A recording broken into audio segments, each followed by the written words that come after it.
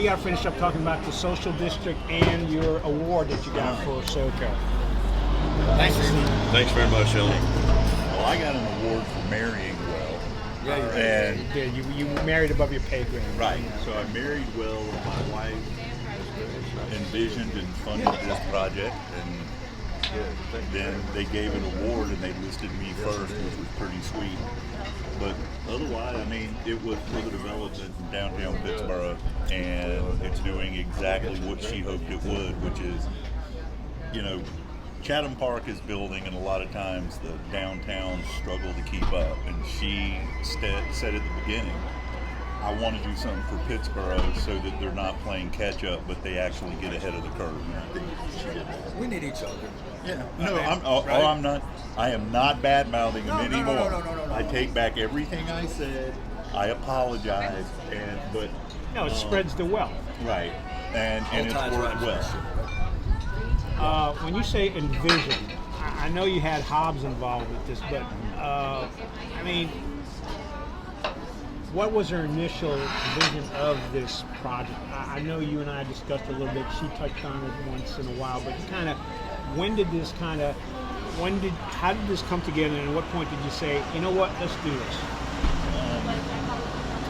Well, when John Justice decided he wanted to sell, and he wanted to sell them as a unit, and honestly, I think he was the first person that he previously owned all this, but he first said, I want to sell it all together because it should be like its own entertainment district. So then the task became creating places that could manage that. And one of the biggest problems was the patio out front. There was nothing joining them. There was nothing that worked well. So it was too small of a space. What was it, like 1,200 square feet? Yeah, I mean, it was nothing. And then it used to be a real estate office. And then Second Bloom was there. Yeah. We have a feeling it was a gas station once or twice. No, well. Or 4 times. Though we were told that there were no gas tanks there. Yeah, how many did you find buried where they weren't supposed to be there? Where there are none. Yes. And so we dug those up and shipped a bunch of truckloads of dirt to Georgia because that's where you send your contaminated dirt. And then I thought that's where our seller was. Yeah. Well, and so anyhow, put that down and got the patio done. And one of the things that was funny about it is at first, to save money, it was going to be a concrete patio. When they started putting concrete down, Paul was like, yeah, I don't think so. This has got to be brick. So it got done over again in brick, which is why we don't have money to finish the hospital. Yeah, and he's talking about the Matisse Clinic, Yeah. which is right over there, and they've got big plans for that as well. We're not going to get into that discussion because we've got about another 5 minutes because you got to be somewhere, and I got to do something shortly.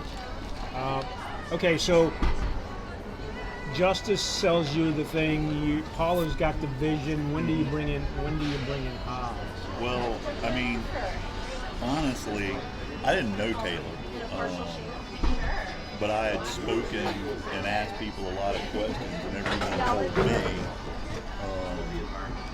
in terms like, if you want to get anything done in Pittsboro and Chatham, you better have Taylor do it, or it'll take 2 years longer because they know people. You bring in people from the outside, and that was really... Well, it's a familiarity with the process. Right. That's what people don't realize. And you see that in the planning board too. Yeah, People, it's not. When you have a local people person think who knows, it's like those guys. No, I'm not implying mafioso. Right. Nobody's doing any preferential treatment. It's to know how, like, you know the process. You know the process, and you're not going to hit all the dead ends. And there's always a lot of dead ends. Well, Taylor's comment was, "Yeah, I got him in the cell phone." Right. And so, they know me on a first name basis. That's the other thing too. And that became a huge deal. Like the ability to call and get things done. Particularly, it was during COVID where it was really hard to get people. No one was coming in the office, So it all worked, and that was what brought us to Hobbs. And I didn't know anything about that. Well, only to find out.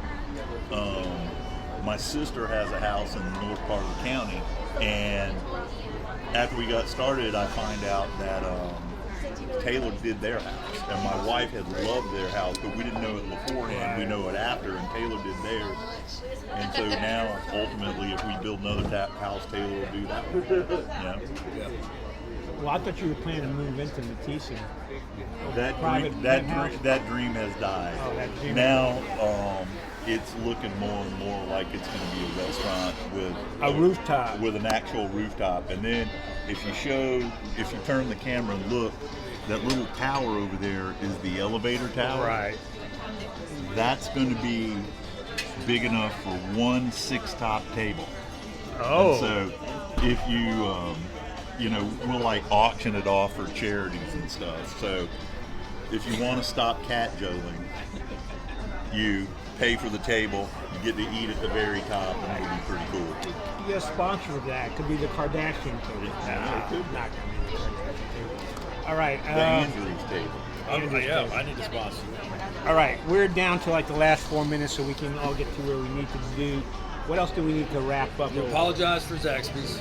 Yes, I apologize for Zaxby's. Won't happen again. We have new bylaws for this lunch. Right? Yes. As we've established. We don't know where we're going to go. We need to talk about women playing basketball. What about women playing basketball? I thought it was an amazing run. Did you guys watch it this weekend? Okay. We're talking about state? Or we're just talking about Iowa? Well, South Carolina? Why did they have yesterday's game at 3 o'clock? I don't know. That surprised me. I was planning on being home at 6. Right. That Went should've to been Havoc, and it's like, holy crap, the game's on. But yeah. I will admit this.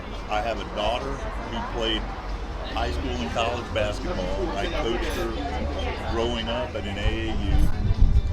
I have tried to watch women's basketball for 2 decades, getting close to 3 of her life, and in my opinion, it's been virtually unwatchable.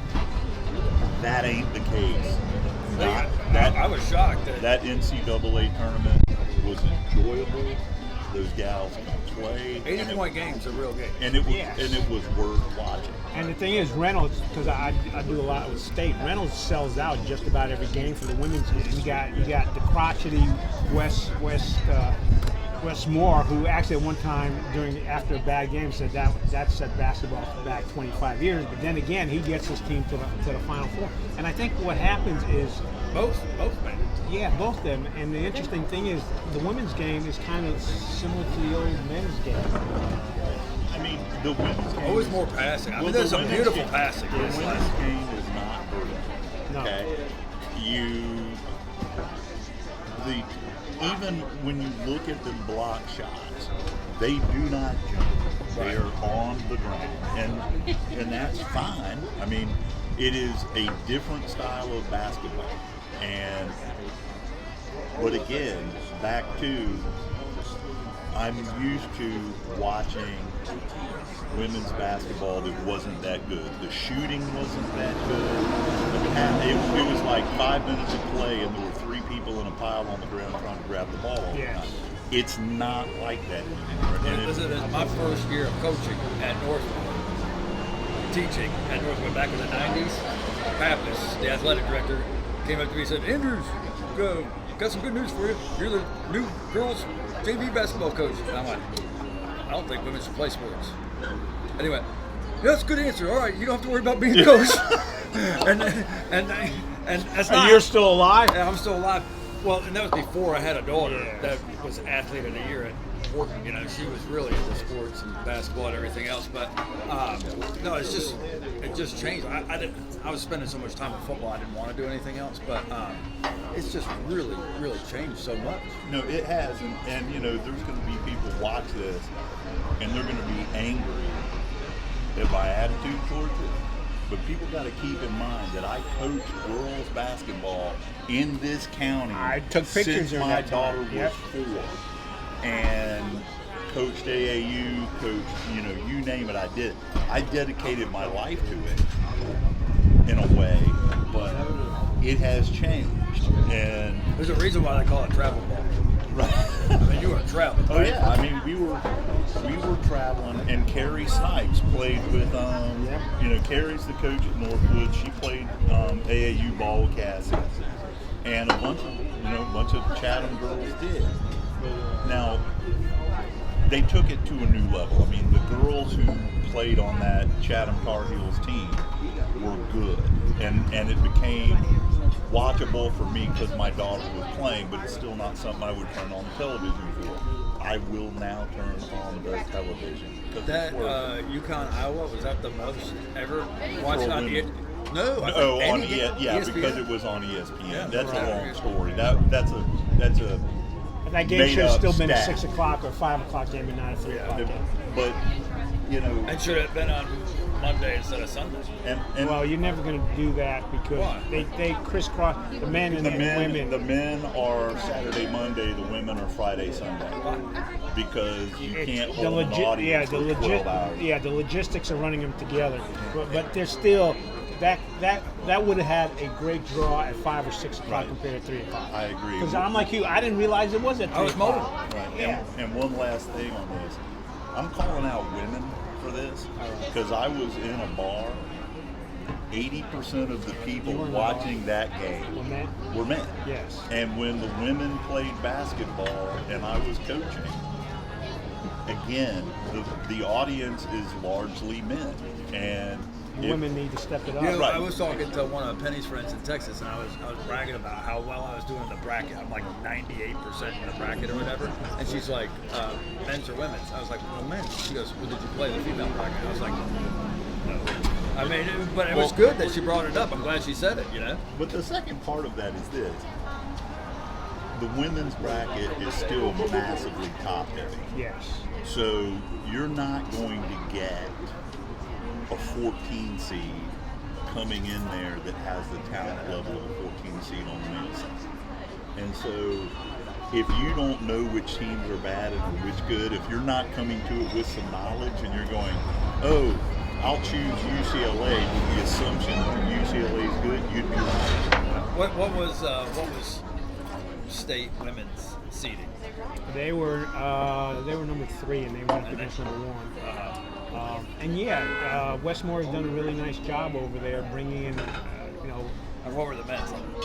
men were 14, 11 or 14. They were 11. Yeah, Yeah, but that was a difficult that game. was being in Fuego for one trip. You know, it's like the '83 state team. So One of the unique things that I really like about where I think sports definitely crosses over between the genders is when the South Carolina coach and the players were down yesterday, like when she was going on that first quarter run, where she scored 18, like a record or whatever, like the coach was smiling. They're down by 4 or 5 points, and the South Carolina coach was smiling. They were not worried. no, they weren't, and they should. And Right? they should But wasn't that a like Yeah. you have to respect that in either sport, you know? Yeah, gender. I always would get mad at my kids for laughing until No, the I game think was I over. think that was a good attitude that they had. All right. All right, we got to wrap this up simply because it's not quarter 2. Where's next? We haven't decided yet, but we got to do this. You're out of town the rest of the week, probably in a couple of weeks. We got to try to do this twice a month because we appreciate people. I don't know if I can commit to that kind of stuff, but at least twice a month. once a month. We're I can at do least once twice a a month. month. You guys are the hardest people to balance schedules with. No, we're not sitting in our office powerlifting all the day. He oils too. Don't you know? Anyway, all right. TMI, too much information. Hey, I got to get the check from Kelly. And, If remember integrity. integrity. All right. This is And from if the you man get- who gets oiled And up. if you get a pass, that means you're on the next one. But don't accept the pass. All right, I No, want don't to take don't take a bath. We have to pay for our meals.